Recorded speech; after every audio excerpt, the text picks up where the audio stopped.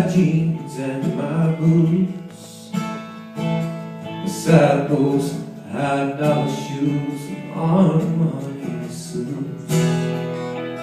When the gentleman next to me said, you know the drinks up here are free, so if you like the first one, it can be on me. He said, I'm headed back to business in New York and Rome. Tell me, son, where do you call home? I said, I'm from the front pew of a wooden white church. A courthouse clock that still don't work, where a man's word means everything, where moms and dads were high school flames, gave their children grandmother's maiden name. Yes, it may not sound like much, but it's where I'm from.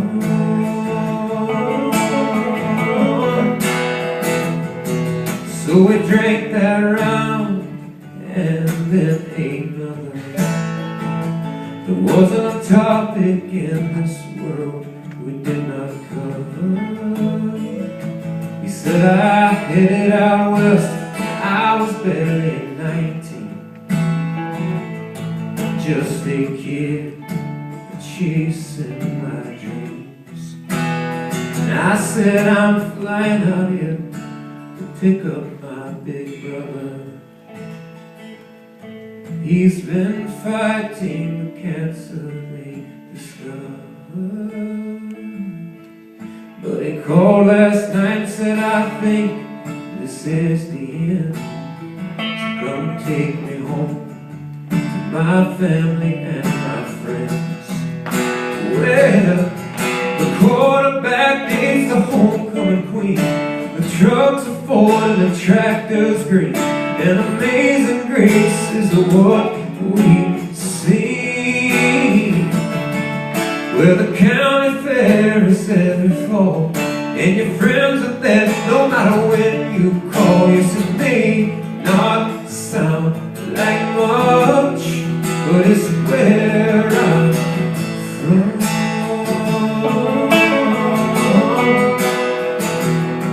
And as we stood to claim the bags we checked, he said, I prayed for your brother. Did I mention that Italian soups haven't always been my style?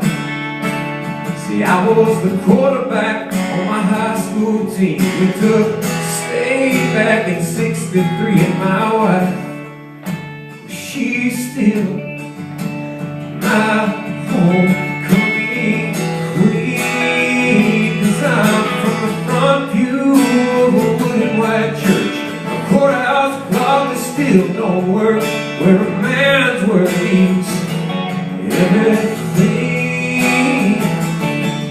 where moms and dads were high school flames, gave their children grandmother's maiden name. Yes, it may not sound like much, yes, it may not sound like much, but it's where I'm from. Oh, yes, that is where I'm from. I sure love where I am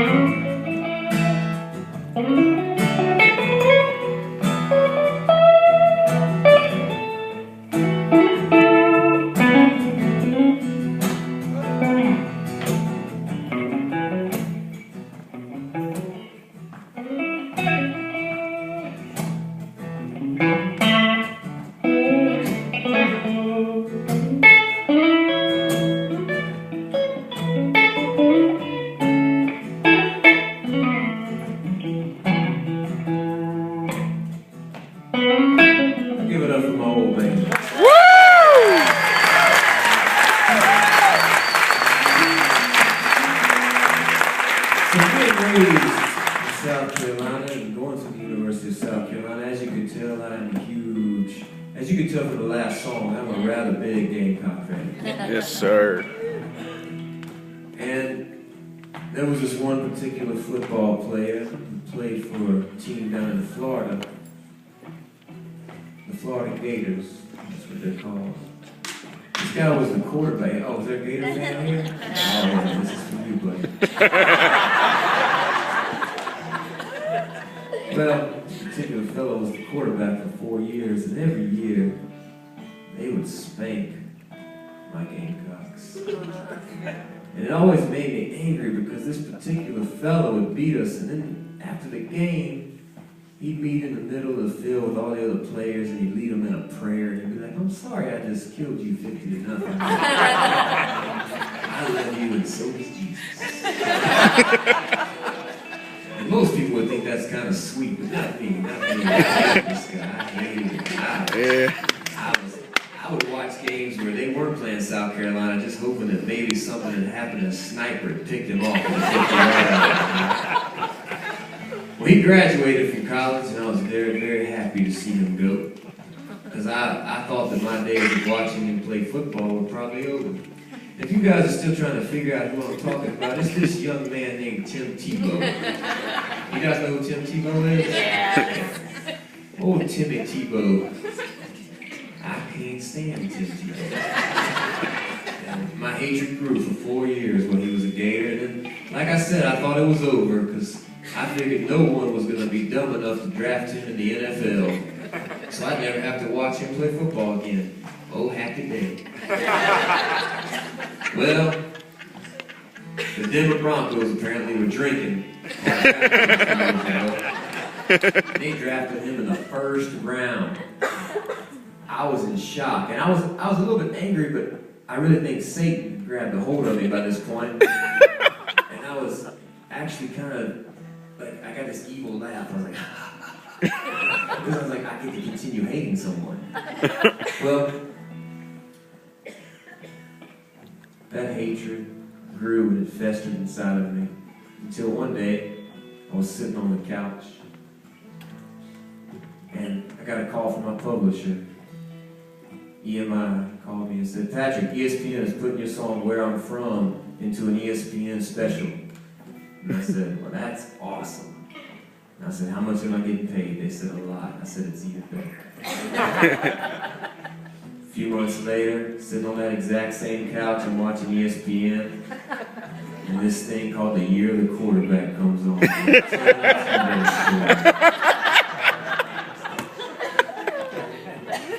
I don't want to watch it, but I'm hoping something bad will happen to Tim. So I decided, hey, what the heck, I got nothing to do. It's 8 o'clock on a Wednesday. I'll watch this. First 15 minutes, nothing bad happens to Tim. In fact, he ran into a burning building and he saved 9 children with his shirt on. And he saved a little dog, a little chihuahua named Bobby, who was from Newberry. And I was like, well, okay, nothing bad so far, but I still hated him. When he pulled those kids out, I was still like, God, this is a terrible human being. Next 15 minutes come, and I'm hoping something bad's still going to happen. I'm like, maybe he'll go down in a fiery plane crash, but nope. He was in a soup kitchen in Oakland, feeding wounded veterans, and I was like, what a despicable human being.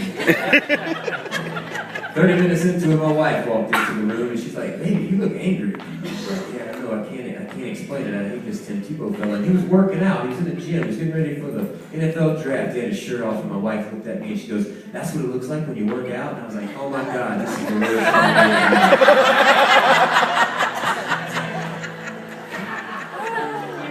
15 minutes were left in the special, and I'd almost given up hope that anything bad was going to happen to Tim Tebow. Well, that's when they came back from commercial, and he was on a private jet with 6 of his buddies. They were all dressed in black ties. They were going to a banquet that was going to help save starving children in Africa. And I was like, I hate this guy. And then he started singing. He started singing a song that I'd heard many times before. he started singing a song that I had written. A song that knocked me to my knees, people. He goes, I'm from the front pew of a wooden church. And I fell on the floor.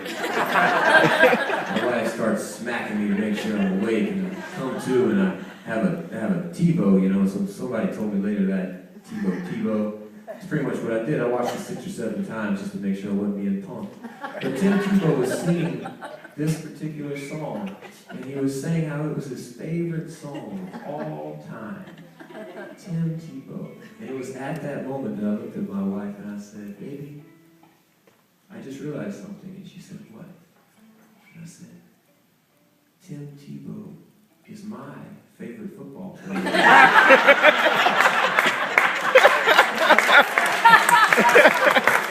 And I know that Tim has had a rough couple of years, but we all know how gifted and talented he is. And this is the year it's all going to change for him. And I want you guys to, after the show's over, we're all going to meet on the 50-yard line and pray for Tim Tebow.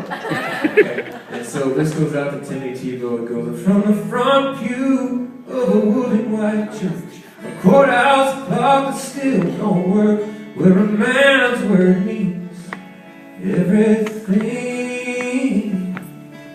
Where moms and dads were high school flames, who gave their children grandmothers big names. Yes, it may not sound like much. Yeah, I said it may not sound like much, but it's where I'm from. I sure love where we are.